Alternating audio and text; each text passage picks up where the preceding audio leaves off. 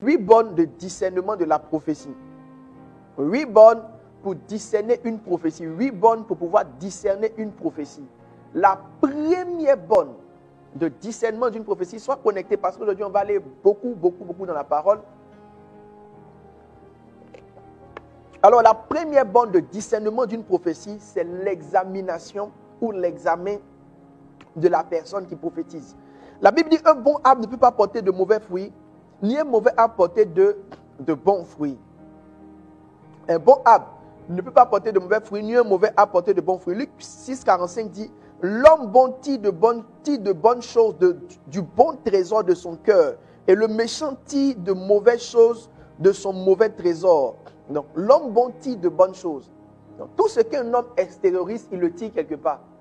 Donc, si un prophète prophétise, il tire sa prophétie de quelque part. La Bible dit, il tire cette prophétie de son cœur. Alors, quand vous lisez Actes des Apôtres, Pierre va dire une chose à Simon, l'ancien Simon magicien, ou Simon ancien magicien. Il était ancien magicien, Mondré, son apparence extérieure de magie a changé, mais son cœur de magicien n'a pas changé. Parce que Simon voulait donner de l'argent à Pierre pour que Pierre lui donne l'onction pour faire tomber les gens. Et Pierre lui a dit, ton cœur n'est pas droit, donc tu n'as pas ta part dans cette affaire, parce que ton cœur n'est pas droit. Donc, il peut y avoir des prophètes dont le cœur n'est pas droit. Le vrai problème, c'est quoi? C'est que le mauvais cœur finit par prendre le dessus sur le don. Donc, lorsque le cœur a de mauvaises dispositions, on monte ou on descend, le cœur finira par prendre le dessus sur le don. Comment cela s'explique? Cela s'explique de façon très simple. L'homme de Dieu a une prophétie réelle, selon laquelle tu as des problèmes, mais l'histoire de faire une offrande de rachat de ton âme, là, ça c'est son mauvais cœur qui est en train de prendre le dessus. Parce que ce qui déçoit, ce n'est pas la véracité, c'est la finalité. Ce qui a été dit était vrai, mais la manière dont ça a été conduit là, c'est ça qui a découragé plusieurs personnes.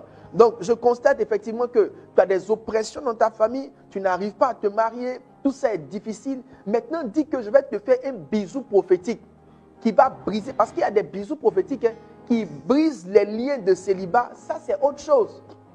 Une sœur me racontait une histoire, j'en parlerai même aujourd'hui. La sœur racontait une histoire, elle est partie voir un prophète. Je ne vous dis pas ça pour dire que les prophètes sont faux. Non, je vous dis ça pour vous dire ce qui existe et comment est-ce que vous pouvez prendre vous disposer pour éviter ces choses. La sœur est partie voir un prophète. Et le prophète dit à la sœur, dans ma semence, il y a la bénédiction. Donc si j'introduis ma semence en toi, donc pour qu'un gars comme ça dise ça là, peut-être que ce qu'il a vu était vrai. Mais afin de mettre semence là, ça veut dire que c'est un gars, il aime femme il y a longtemps. Donc la plupart du temps, le conseil que je vous donne maintenant par rapport à la personne, attachez-vous à des personnes, à des prophètes dont vous avez une conscience profonde de leur vertu. Ne plaisantez pas avec les vertus. Moi, personnellement, dans ma vie, je ne plaisante pas avec les vertus. Ce n'est pas parce que je m'estime saint, ce n'est pas parce que je m'estime droit, au contraire. C'est parce que je m'estime tellement faible que je ne peux pas permettre à un aveugle de me conduire. La Bible dit un aveugle ne peut pas conduire un autre aveugle. Donc moi-même, j'estime que j'ai besoin de voir. Je ne peux pas mettre ma vie entre les mains de quelqu'un qui lui-même est plus aveugle que moi. C'est très important. Ne mettez pas de sentiments dans les choses qui concernent vos destinées. Un homme m'a dit, si tu ne sais pas où tu vas, quelqu'un d'autre t'emmènera là où tu n'as pas envie d'aller. C'est important. Donc, si tu ne sais pas là où tu vas, quelqu'un d'autre va t'emmener là où tu n'as pas envie d'aller. Et il disait cela par rapport aux associations. Il expliquait que certaines associations peuvent nous envoyer là où on n'a pas envie d'aller. Beaucoup de personnes se sont retrouvées là, non pas là où elles voulaient aller, mais là où elles n'avaient pas envie d'aller parce qu'elles ont connecté à certaines périodes, à certaines personnes qui n'étaient pas du tout bien. En matière de prophétie, même si ce que le gars dit est juste, que vous connaissez sa vie, vous sentez qu'il manque de valeur, tout ce qu'il vous dit, recevez ça avec un esprit d'examen. Naturellement, Dieu peut l'utiliser, mais on ne sait jamais quand est-ce que le diable prend sa bouche. Voici le problème. C'est comme le vieux prophète. Il a dit au gars, Dieu dit que tu vas mourir. Ça, c'était Dieu. Maintenant, après, il dit non, Dieu dit de venir, mais ça, c'était le diable. Donc, c'est des gens, on ne sait pas à quel moment la fréquence divine, mais la fréquence diabolique prend le contrôle. Donc, comme toi, tu ne peux pas être dans l'esprit pour savoir à quel moment la fréquence a changé, il est mieux pour toi de te couper de ce genre de personnes. Mon frère, s'il y a possibilité de trouver quelqu'un qui est pur et qui est vrai, autant t'attacher au vrai que de lutter avec quelqu'un qui ne passe pas. Donc c'est important en matière de discernement de la prophétie. La première chose qui est importante, ne plaisantez pas avec le caractère des personnes qui prophétisent. En même temps, je profite pour dire à quelqu'un qui prophétise que tu ne dois pas plaisanter toi-même ton caractère. La Bible dit veille sur ton cœur plus que toute autre chose. Il a dit ton cœur n'est pas droit. Au fur et à mesure on avance, il faut qu'on fasse attention à ce qu'on est. Mes amis, rien ne donne du pouvoir comme le fait d'être homme de Dieu. Être pasteur, c'est un pouvoir incroyable. Un pasteur peut faire déshabiller n'importe quelle fille. Un pasteur peut faire vider n'importe quel compte. Moi-même qui suis assis ici, il y a des gens, je sais que si je leur dis aujourd'hui la loi à gauche, ils vont me suivre. Donc, important, la deuxième clé qui est très importante en matière de discernement de prophétie, c'est la forme. La Bible dit, Ésaïe 11, aujourd'hui je vais toucher les 8 clés, donc soyez prêts, on est en train de courir dans quelque chose de très fort. Je vais même parler d'aujourd'hui de comment on discerne même l'esprit python. Donc soyez connectés, je vais parler du discernement de quand quelqu'un prophétise sous la base d'un démon. Comment on sait qu'il prophétise sous la base d'un démon? J'en parlerai aussi aujourd'hui. Ne vous inquiétez pas, on fait le plein. Ésaïe 11:2 dit, l'esprit de l'Éternel reposera sur lui, esprit de sagesse. L'esprit de l'Éternel est aussi l'esprit de sagesse. L'esprit de l'Éternel est aussi l'esprit de sagesse. L'autre dimension, l'autre définition de l'esprit de sagesse, dans le livre de Proverbes, c'est l'autre dimension de l'esprit, l'autre définition de la sagesse, c'est ce qu'on appelle le bon sens. Le bon sens. Le bon sens, c'est des choses qui ne froissent pas la sensibilité. Ce sont des choses qui ne froissent pas. Donc, comment est-ce qu'on discerne la prophétie numéro 2? Par la forme. Et de quelle forme il s'agit? Par la forme remplie de sagesse, par la forme encadrée par la sagesse. La femme qui prophétisait sur Paul, dans le livre de Actes des Apôtres, Actes 16, c'était quoi le problème de cette femme? La Bible dit pendant 3 jours, elle criait partout dans la ville. Elle criait, ces hommes sont des hommes de Dieu. Ces hommes sont des hommes de Dieu. Ces hommes, mes amis, crier dans la ville pendant 3 jours que des hommes sont des hommes de Dieu. Quand tu veux fouiller dans le fond, là, il n'y a pas de sagesse dedans. Donc comment tu peux sentir que l'esprit n'est pas en train de parler? Lorsque la sagesse sort. Et je vous ai parlé de l'histoire de la sœur Honorine et de la sœur Isabelle. Je suis à ce moment de prière. J'en parle tout le temps. J'étais choqué. Je suis à ce moment de prière. Et pendant que je suis à ce moment de prière, la sœur Honorine, qui n'aimait pas la sœur Isabelle, commence à prophétiser. Ainsi par l'Éternel, ma fille Honorine, je n'aime pas ta vie. Je n'aime pas ce que tu fais. Je dis, j'étais là-bas. Je n'aime pas ta vie. Je n'aime pas ce que tu fais. Honorine aussi, elle tourne, regarde le Seigneur. Elle dit, toi, Dieu est là, ici à l'église, tous les jours, c'est moi. J'étais là. Le pasteur, nous tous on était là. Il dit tous les jours c'est moi, tous les jours c'est moi. Mes amis, quand même. Et puis maintenant, Dieu va répondre. Dieu dit, ma fille Honorine, quand je parle, tu te tais. Quand je parle, tu te tais. Si je parle, tu te tais. Quand je parle, personne ne répond. Frère, de vous à moi, si Dieu tombe si bas, c'est qu'il y a un problème. Je n'ai pas besoin de réfléchir à qu'est-ce que Dieu a. Mes amis, la forme me montre qu'il y a un manque de sagesse. Il y a un manque de sagesse. Lorsque la sagesse manque, il y a quelque chose qui n'est pas du Saint-Esprit. L'Esprit de Dieu procède par sagesse. L'Esprit de Dieu procède par sagesse. L'Esprit de Dieu opère par sagesse. C'est pourquoi je veux dire à quelqu'un, il ne faut pas que votre don monte sans que votre sagesse ne grandisse. Beaucoup de personnes ont fait grandir leur don sans faire grandir leur sagesse. Ma Bible me dit que Jésus croissait en maturité, en grâce, il croissait aussi en sagesse. Certaines personnes manquent de sagesse, pas parce que la révélation n'est pas de Dieu, la révélation qui vient de Dieu. Mais ils n'ont pas la sagesse pour la retranscrire, pour la faire sortir. Finalement, en faisant sortir des révélations, ils créent plus de douleurs, de blessures, plus de dégâts. Ça vient de Dieu. Le don prophétique est monté, mais la sagesse n'a pas grandi. Dans n'importe quel don que Dieu vous donne, il y a un besoin de sagesse. Il y a un besoin de sagesse pour chanter. Il y a un besoin de sagesse pour conduire la parole. Même les chants, comme je dis, il y a besoin de sagesse pour chanter. Il y a des chants qui ont le don, mais quand ils parlent au micro, là, c'est comme s'ils sont en train de menacer le peuple. Alléluia, je chante, tu es assis, tu ne sais pas de qui je chante, tu ne sais pas de qui je parle. Je te parle de Jésus. Toi, tu es en quoi assis? Parmi tous ceux qui sont assis, il y a ton papa dedans. Il y a des gens qui peuvent te mettre au monde. Il y a des gens qui peuvent payer ta scolarité. Il y a des gens qui peuvent payer ta maison sur 1 an. Donc, même si c'est toi la chante qui a le micro, là, tu ne veux pas leur parler comme ça. Il y a une manière d'envoyer le peuple à suivre. Donc, c'est pas. Je te parle de celui qui est le roi des rois, le Dieu des dieux. Et tu es encore assis. Non, tout ça là, c'est un manque de sagesse. Tu penses que tu fais bien, mais tu fais mal. Donc, écoutez-moi bien. Tout don, pendant que la grâce est en train de croître, la sagesse doit croître aussi. Donnez-moi le test. La Bible dit qu'il croissait en stature et en maturité. Jésus croissait en sagesse, en stature, en grâce. La dimension de la grâce, c'est aussi la dimension des dons que Dieu nous transfère. Mais la grâce grandissait avec la sagesse. Je prie pour toi qui manque de sagesse, que la grâce vienne à grandir avec ta sagesse au nom de Jésus. Alors frère, tu es quelque part. La personne commence à prophétiser, tu ne sens pas la faire, il faut laisser tomber. Il faut laisser tomber son esprit. Quand les démons voyaient Jésus, ils criaient, ils battaient. Toute cette transpiration pour une chose que le Saint-Esprit peut faire tranquillement. Bon, le fond. Étudions le fond. Il dit néanmoins le solide fondement de Dieu reste debout avec ses paroles qui lui servent de sceau. C'est quoi le fond?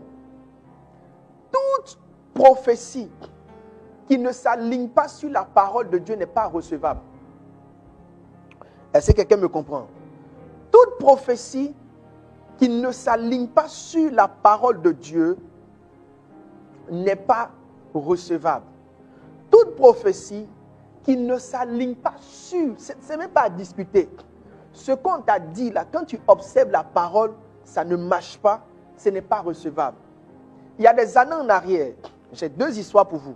Il y a des années en arrière, je rencontre une dame et pendant nos échanges, elle va me dire ce qu'une prophétesse lui a dit. Alors la prophétesse lui a dit ceci qui est très intéressant. La prophétesse lui a dit qu'elle sent que la dame, ce que je dis là, ce que je dis est vrai. Dieu est ici, Dieu est témoin. Je ne peux pas mentir. Si je mens sur ce plateau, il va tomber.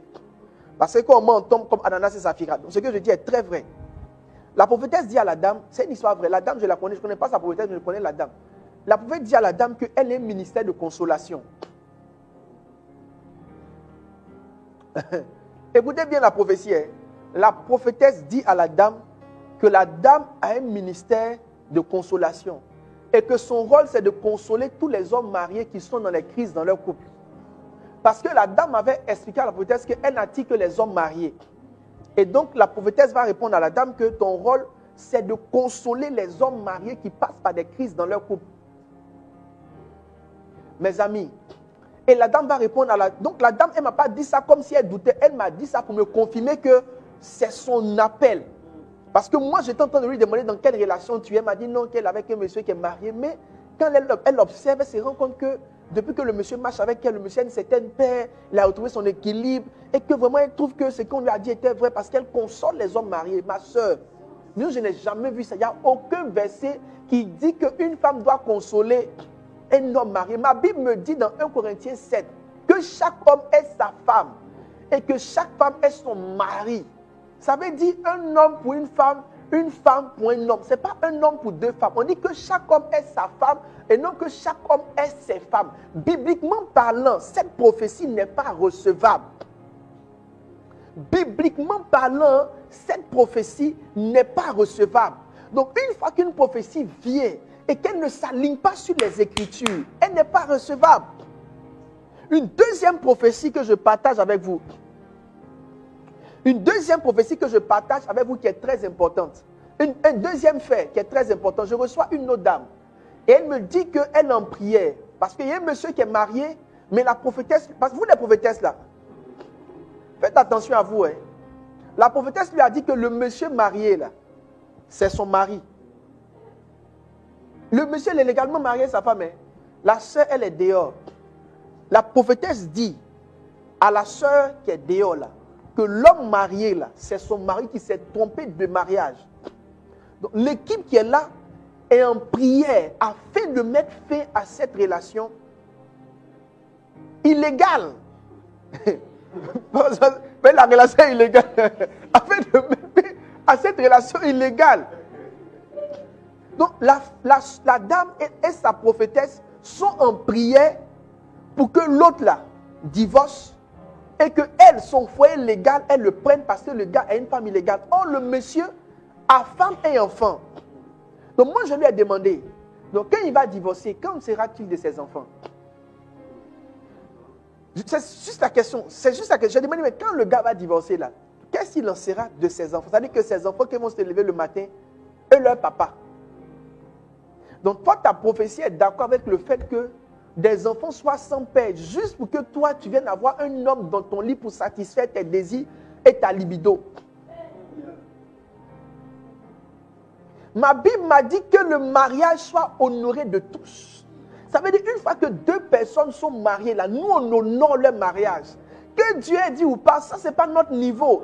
Une fois qu'ils sont mariés, tout le monde honore, tout le monde respecte. Donc ce n'est pas biblique qu'il y ait un groupe d'intercession qui est en train de combattre le mariage de quelqu'un. Le mariage soit honoré de tous. Et j'aime bien le verset qui dit que personne ne sait pas ce que Dieu a uni. Ça veut dire une fois que des gens sont passés devant leur pasteur et que le pasteur les a bénis, personne ne doit entreprendre une démarche en vue de les séparer. Donc cette prophétesse qui est en train de faire ça là, sur quelle base biblique elle le fait? Maintenant je vais pousser un peu. L'un des grands problèmes l'un des grands problèmes même de la prophétie, c'est qu'il y a un grand groupe de chrétiens qui ne savent rien de la parole. Il y a un grand groupe de chrétiens, même pas des chrétiens, il y a un grand groupe d'anciens clients de féticheurs. Parce que vous n'êtes pas des chrétiens, vous êtes des anciens clients de féticheurs. Vous avez passé tout votre temps chez les marabouts. Maintenant que vous êtes convertis là, vous avez gardé le même esprit, la même manière de faire. Vous n'aimez pas aller vous asseoir pour qu'on vous enseigne. La seule chose qui vous intéresse, c'est de trouver quelqu'un qui va révéler la cause de tous vos problèmes et qui va vous faire un bain d'huile, un bain de lait, un bain d'huile rouge, un bain prophétique, un bain d'eau pour que votre situation change. Mes amis, la vie de Dieu a un protocole. Jésus dit, venez à moi, vous tous qui êtes fatigués et chargés, je vous donnerai du repos. Il dit, portez mon fardeau et venez à mon école. Matthieu 11, 29, il dit, venez à mon école. Lorsqu'on vient chez Jésus là, on vient à l'école, on vient s'asseoir. J'aime bien ce que la Bible dit des chrétiens de Bérée. Ces juifs avaient des sentiments plus nobles que ceux de Thessalonique. Ils reçurent la parole avec beaucoup d'empressement. C'était des chrétiens qui aimaient la parole, qui aimaient l'enseignement. Aujourd'hui, quand les gens sont en cours d'argument et qu'on commence à enseigner le peuple de Dieu, les gens sont là pour dire, ah, ces gars-là, ils enseignent seulement. Ces gens-là, ils enseignent seulement. Frère, ce dont tu as besoin là, c'est qu'on t'enseigne. Parce que c'est ce que tu as appris de la parole qui va aiguiser ton discernement. C'est ce que tu as appris de la parole qui va te permettre de savoir ce qui est juste et ce qui n'est pas juste. La Bible dit que sa parole est comme une épée à double tranchant. Elle te permet de séparer. Donc quand tu as la parole, tu arrives à séparer. Quand tu comprends la parole, tu arrives à séparer. Les gens arrivent à avoir le dessus sur vous à cause de ce que vous êtes faible. Faible dans la parole. Vos racines ne sont pas profondes. La Bible dit lorsque le semeur est sorti pour semer et qu'il a jeté des graines, des oiseaux sont venus. C'est qui ces oiseaux-là? C'est des démons. La Bible dit le malin vient. Satan n'aime pas quand on t'enseigne. Satan n'aime. Vous voyez, si je commence à faire un live prophétique, tous les anciens clients des marabouts vont apparaître. Mais une fois que tu commences à enseigner, à donner des versets, à aider les gens à avoir eux-mêmes des bases, ils ne veulent plus, ils ne souhaitent pas, ils ne peuvent pas, ils ne sont pas patients. Il y a un temps pour tout. Et le temps dans lequel tu es là, tu as un besoin profond d'être enseigné dans la parole.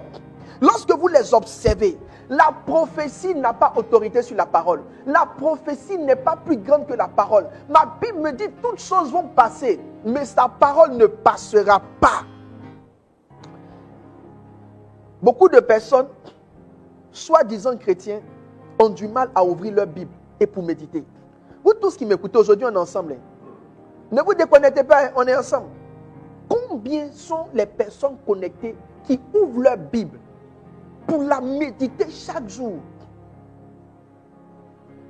Josué 1, il dit médite-la jour et nuit. C'est en cela que tu auras du succès.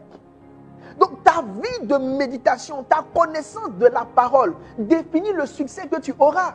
C'est parce que tu ne médites pas, parce que tu ne lis pas la parole, que tu n'as pas de succès. Ce n'est pas parce qu'un prophète ne te prophétise pas. Il y a beaucoup de personnes ici qui n'ont jamais rien dit, mais qui prospèrent par la grâce de Dieu. Je crois aux prophéties. Je crois que l'Église a besoin de prophéties. Mais je le dis en même temps, un chrétien doit accepter de faire ses classes dans la parole de Dieu. Un chrétien doit accepter de faire ses classes dans la parole de Dieu. Vous arrivez au moment de prière, les gens préfèrent qu'on aille directement dans la prophétie. On est parti s'asseoir et le gars commence à prophétiser. La manière dont tu tombes là, ça ne reste pas dans ta vie. Ce qui reste dans ta vie là, c'est l'enseignement qu'on t'a donné. Donc tu gagnerais à avoir un cœur pour l'enseignement. Les dimanches, vous êtes assis, couchés chez vous. Vous ne partez pas à l'église les dimanches. Vous êtes couchés chez vous. Vous n'avez pas d'église, pas de pasteur. Vous n'êtes de rien. Vous attendez simplement qu'il y ait un prophète quelque part chez qui vous allez aller faire une consultation prophétique pour qu'on vienne vous dire où vous allez aller. Mais ça ne fonctionne pas comme ça. Cherchez la parole. La Bible dit cherchez le lait, cherchez la parole. Pendant 3 ans, Jésus enseigna. Il a enseigné ses disciples. Il les a enseignés de nuit et de jour. C'est pourquoi ces gars-là ont été solides même quand Jésus est parti. Tes racines ne sont pas profondes. La seule fois où la Bible a parlé de racines, c'était quand la parole était semée. On examine l'intention. Donc, dans l'intention, 1 Roi 22, 13 dit quoi? 1 Roi 22, 13 dit, le messager qui était allé appeler Michel lui parlait ainsi. Voici les prophètes de commun accord prophétisent du bien au roi. Que ta parole soit donc comme la parole de chacun d'eux. Annonce du bien.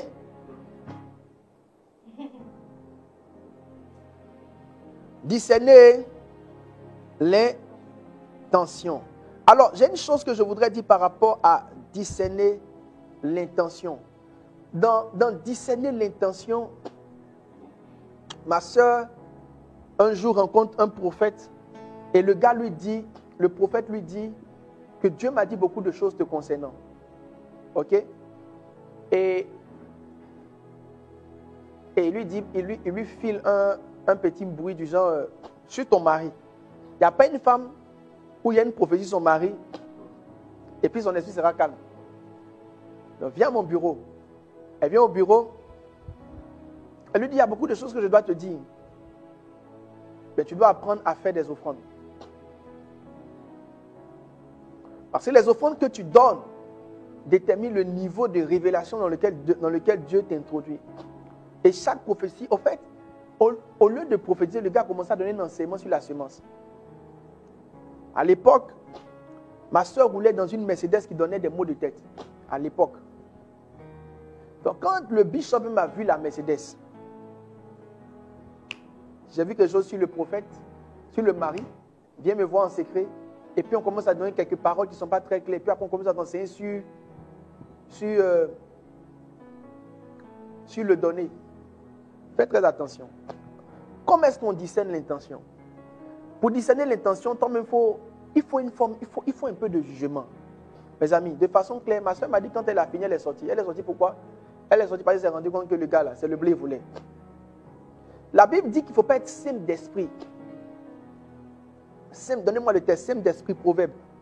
Je me suis trompé de test par rapport à ça. Simple d'esprit. La Bible dit les simples d'esprit sont détruits. Les simples d'esprit sont détruits. Donc, la naïveté peut être pour toi un grand risque. Souvent, tu vois, mais tu te convaincs que ce que tu vois n'est pas ça. Alors que ce que tu vois là, c'est ça. Pour ce qui concerne l'intention, c'est tellement simple.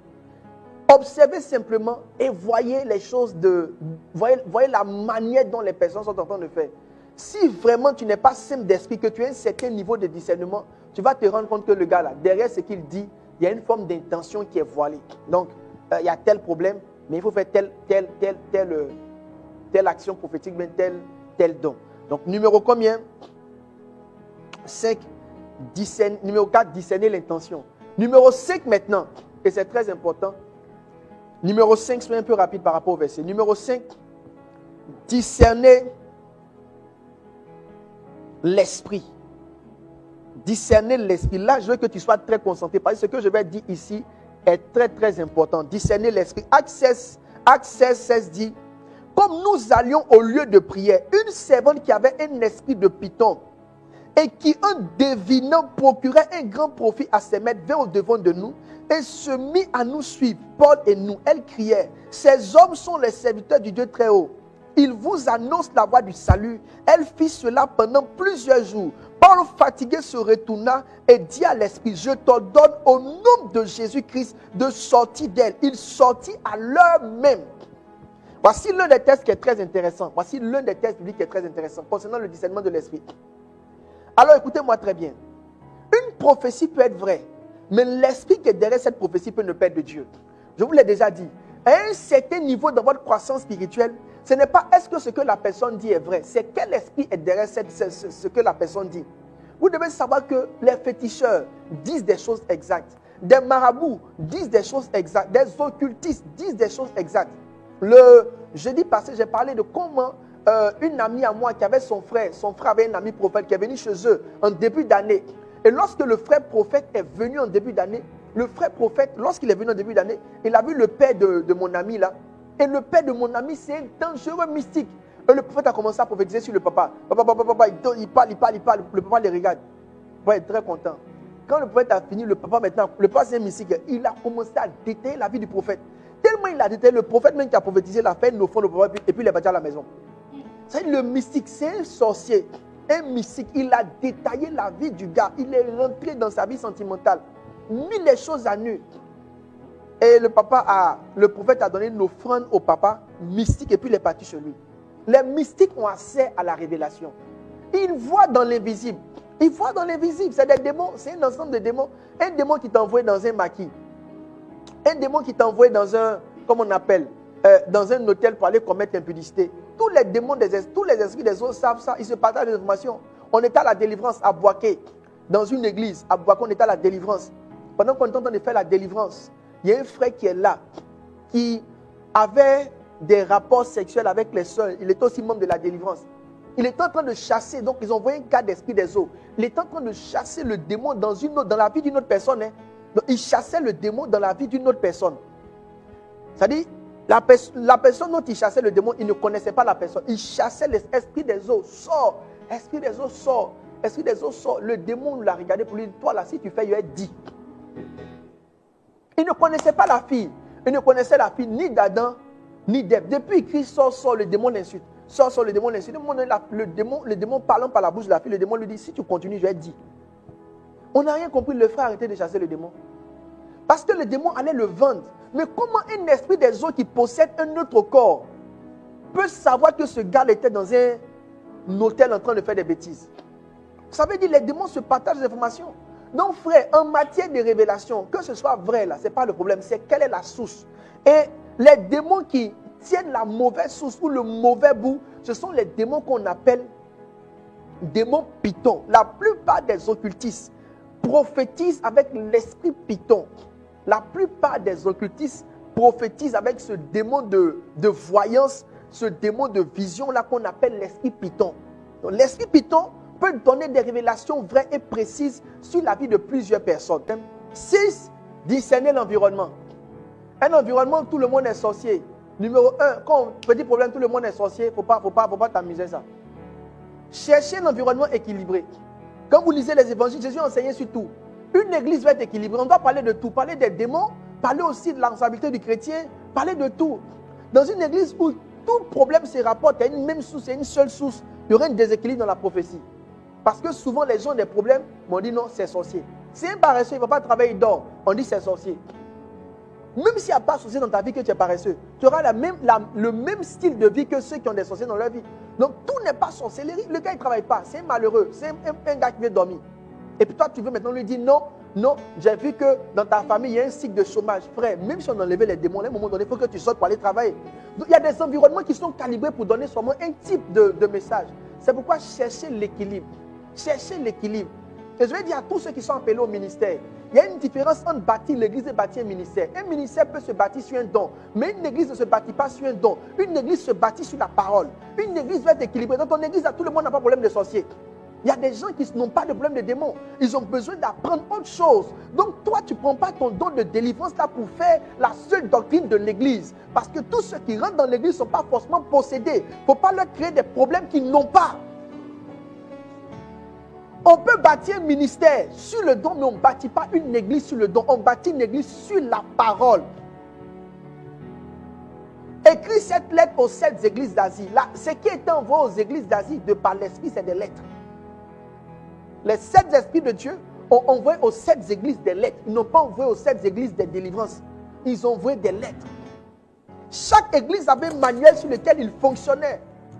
Toute église doit être équilibrée. On doit prêcher de tout. On doit avoir un message pour les enfants, pour la sagesse, un message pour les femmes, pour les bâtis, un message pour les hommes, un message pour tout le monde. On doit parler de la sainteté qui joue dans la bénédiction. Un pécheur païen, impudique comme toi, on t'enseigne que c'est un démon qui a bloqué ta vie. Non!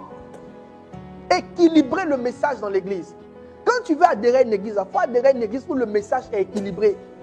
J'ai reçu une dame, elle ne partait plus à l'église. Elle dit son église pendant 4 ans, elle est là-bas. L'homme de Dieu enseigne sur hôtel. Finalement, elle a cassé tous les hôtels, mais elle avait les mêmes problèmes des hôtels. Finalement, écoutez, si vraiment c'est ça le problème, le jour où tu casses, ça finit.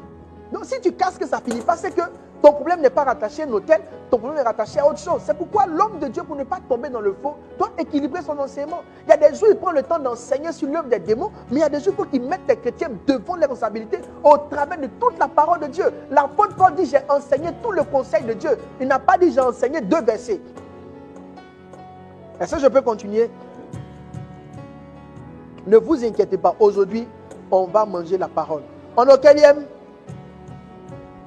6e, le 7e et avant-dernier point de discernement, c'est très important. Le 7e, c'est discerner l'accomplissement. Jérémie 28, 9 dit, mais si un prophète prophétise la paix, c'est par l'accomplissement de ce qu'il prophétise qu'il sera reconnu véritablement comme envoyé de Dieu. Frère, sœur, ce qu'on t'a dit que tu n'as pas vu là, ce n'est pas Dieu qui a dit.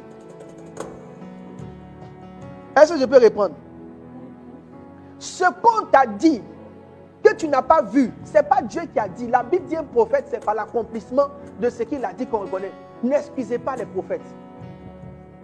Ce n'est pas votre travail.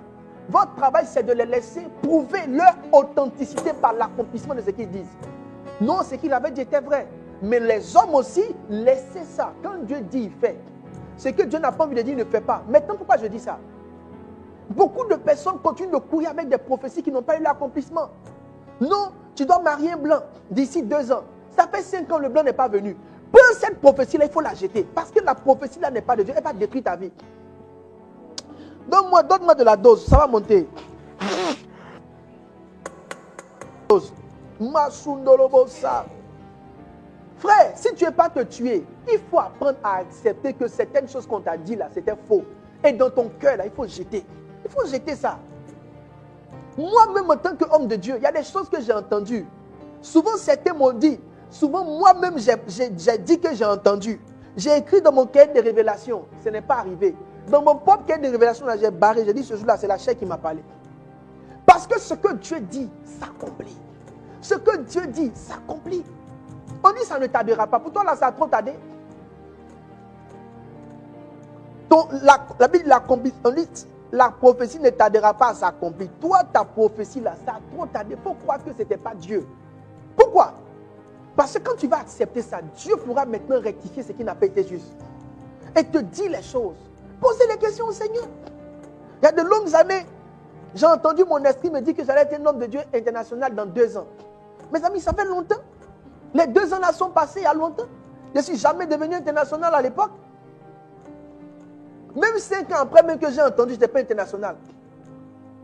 J'étais en 5e quand un homme m'a dit, je vois les avions, j'entends Kakou, j'entends Domoro, je te vois dans les avions, frère. Avant telle saison, je te vois, mes amis, la saison là, t'es passée. Tu n'étais pas d'avion, ni dans rien. Je dis, ce n'est pas Dieu qui a dit. Point. Parce que ce que Dieu dit là, ça arrive. Il dit dans 2 ans. Peut-être que Dieu a dit, mais la date là, c'est lui qui a dit. Ce n'est pas la date de Dieu. Comment dans 2 ans? Ça fait longtemps ici. Je ne suis pas encore en train de partir. Je suis à Abidjan. Abidjan, les gens d'Abidjan sont fatigués de me voir. Mes amis, soyez honnêtes. Il faut être honnête. Tel est ton mari. Toi-même, tu vois qu'il est en train de se marier. Il faut laisser la révélation là, pardon. À partir de l'hébreu du grec, mes amis, c'est fort. Dieu là, le Dieu de Dieu, au commencement Dieu là, d'après les traductions hébraïques, ce Dieu là, c'est amour, bonté et compassion. Donc en vérité, dans la traduction littérale, c'est amour, bonté, compassion créa. Donc c'est amour, bonté et compassion qui a créé la terre. Donc tout ce qu'on ressent dans l'action de Dieu doit être conduit par l'amour, la bonté et la compassion. Quelle histoire de te laver 4 fois sel? Ta peau va brûler. Tu vas avoir des problèmes de peau. Quelle affaire de... Il n'y a pas d'amour dedans. Il n'y a pas de compassion. Ils en donnent autant à ses bien-aimés pendant leur sommeil. Voici le signe de Dieu. C'est les féticheurs qui ont pour... C'est les gens qui aiment fétiche qui ont pour père le diable. C'est à eux qu'on demande d'aller danser fétiche dans les carrefours la nuit. Ma femme rentrait la dernière fois à la maison vers minuit. Une femme comme ça, un rond-point, une maman bien bâtie, belle femme claire, jolie femme comme ça, nue au milieu du carrefour, en train de danser vers minuit, 1h du matin. Au départ, ma femme pensait qu'elle était folle. Plus la voiture s'est approchée, c'est là que Dieu lui a dit elle n'est pas folle. Elle est en train de faire un rituel. Souvent, il y a des gens, vous voyez, penser qu'ils ne sont pas fous. Hein? Ils vont mettre la bouche sur eux pour ne pas qu'on sente que truc. Mais c'est des hommes, ils sont lucides, mais ils sont en train de faire une pratique mystique au milieu de la voie. Et Dieu m'a dit, Dieu a dit à ma femme, la femme n'est pas folle. Et c'est quand ma femme s'est approchée par la femme, qu'elle a vu que la dame, elle est trop jolie pour être folle. Elle est trop propre pour être folle. Elle est au milieu de la route en train de faire des trucs, danser.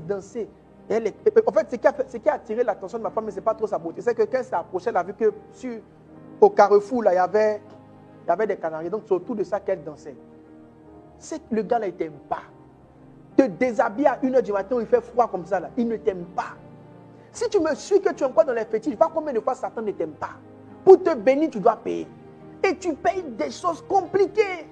Il te soumet à des choses difficiles.